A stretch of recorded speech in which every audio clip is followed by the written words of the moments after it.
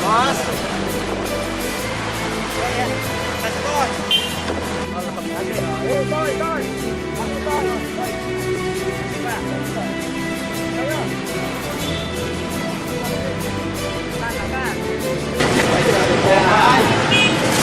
Bintang, Boy. Ya, terima kasih. Bintang. Lagi, Bos. Kemudian Partai Bulan Bintang dengan bagi-bagi nasi ini sudah jelas tidak sama sekali tidak bergantung dengan hasil pemilu ataupun kapan pemilu itu diadakan.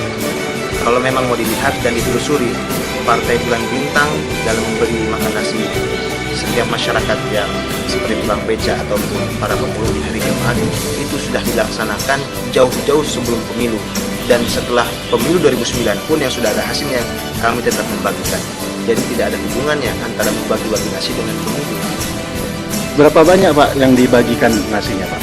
Alhamdulillah dengan segala keterbatasan dan kekurangan kami, setiap hari Jumat kami sudah mampu untuk memberikan tidak pernah kurang dari 100 nasi. Walaupun nanti sedikit ada lebih kami tambahkan. Jadi 100 bungkus nasi lah setiap minggu. Bisa bagi-bagi nasi, kenapa kelihatannya Partai Bulan Bintang nggak kelihatan Pak? Nggak ada benderanya gitu. Kami berkeyakinan bahwa memang kepedulian kepada masyarakat tidaklah bisa diwakili oleh bendera saja. Sekarang kalau misalnya kita ingin nominalkan bendera dengan satu nasi itu 10.000 dan satu bendera itu mungkin bisa jadi 2 bendera. Jadi dalam 1 minggu, andai kita mau mencetak bendera, ada 100 bendera setiap minggunya. Jadi kami lebih memilih kepada memberikan nasi daripada menjadikan uang itu sebagai bendera ataupun alat peraga lain.